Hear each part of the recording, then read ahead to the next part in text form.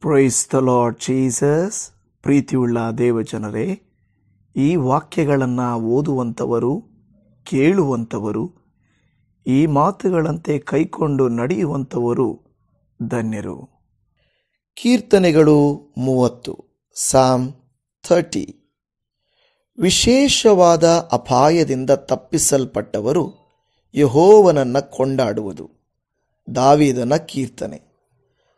ಯೆಹೋವನೇ, ನನ್ನ ಶತ್ರುಗಳು ಸಂತೋಷಿಸುವುದಕ್ಕೆ ಅವಕಾಶ ಕೊಡದೆ ನನ್ನನ್ನು ಉದ್ಧರಿಸಿದ್ದರಿಂದ ನಿನ್ನನ್ನು ಕೊಂಡಾಡುವೆನು. ಯೆಹೋವನೇ, ನನ್ನ ದೇವರೇ, ನಿನಗೆ ಮೊರೆಯಿಡಲು ನನ್ನನ್ನು ಸ್ವಸ್ಥ ಮಾಡಿದಿ. ಯೆಹೋವನೇ, ನನ್ನ ಪ್ರಾಣವನ್ನು ಪಾತಾಳದಿಂದಲೂ ಎತ್ತಿದ್ದೀಯಲ್ಲ. ನನ್ನನ್ನು ಸಮಾಧಿಯಲ್ಲಿ ಸೇರಿಕೊಡದೆ ಬದುಕಿಸಿದ್ದೀಯಲ್ಲ.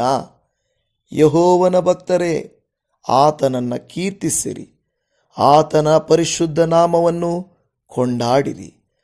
ಆತನ ಕೋಪವು ಕ್ಷಣ ಮಾತ್ರವೇ, ಆತನ ಅನುಗ್ರಹವೋ ಜೀವಮಾನವೆಲ್ಲ ಇರುವುದು. ಸಂಜೆಗೆ ದುಃಖವೆಂಬುದು ಬಂದು ನಮ್ಮ ಬಳಿಯಲ್ಲಿ ಇಳಿದುಕೊಂಡರೂ ಮುಂಜಾನೆ ಹರ್ಷಧ್ವನಿಯು ಕೇಳಿಸುವುದು. ನಾನಂತೂ ಸುಖದಿಂದಿದ್ದಾಗ ನನಗೆ ಎಂದಿಗೂ ಚಲನವೇ ಇಲ್ಲವೆಂದು ಹೇಳಿಕೊಂಡಿದ್ದೆನು.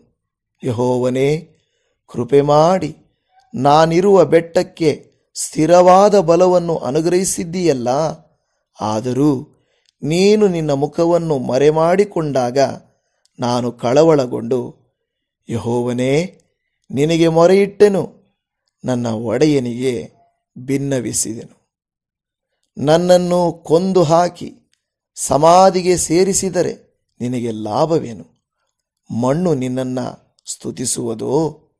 ಅದು ನಿನ್ನ ನಂಬಿಕೆಯನ್ನು ಹೊಗಳುವುದೇನು? ಯೆಹೋವನೇ, ನನ್ನ ಪ್ರಾರ್ಥನೆಯನ್ನು ಕೇಳಿ ಕರುಣಿಸು. ಯೆಹೋವನೇ, ನನ್ನ ಸಹಾಯಕ್ಕೆ ಬಾ ಎಂದು ಹೇಳಿದೆನು. ಆಗ ನೀನು ನನ್ನ ಗೋಳಾಟವನ್ನು ತಪ್ಪಿಸಿ ಸಂತೋಷದಿಂದ ಕುಣಿದಾಡುವಂತೆ ಮಾಡಿದಿ. ನಾನು ಕಟ್ಟಿಕೊಂಡಿದ್ದ ಗೋಣಿತಟ್ಟನ್ನು ತೆಗೆದುಬಿಟ್ಟು ಹರ್ಷವಸ್ತ್ರವನ್ನು ನನಗೆ ಧಾರಣೆ ಮಾಡಿಸಿದೆ. ಇದರಿಂದ ಯೆಹೋವನೇ, ನನ್ನ ಮನಸ್ಸು ಎಡಬಿಡದೆ ನಿನ್ನನ್ನು ಕೀರ್ತಿಸುತ್ತಿರುವುದು. ನನ್ನ ದೇವರೇ, ನಿನ್ನನ್ನು ಸದಾಕಾಲವು ಸ್ತುತಿಸುವೆನು.